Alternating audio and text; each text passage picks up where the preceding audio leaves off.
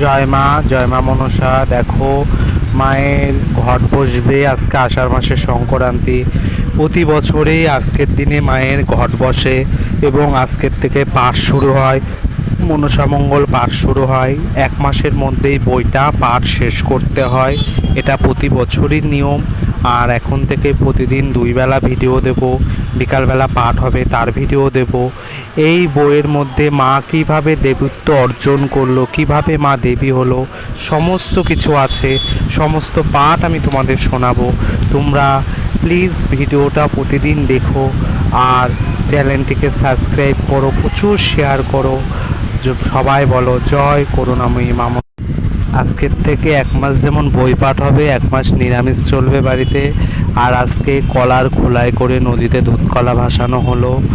এরকম প্রচুর নিয়ম 1 মাস ধরে দেখতে পারবে তোমরা।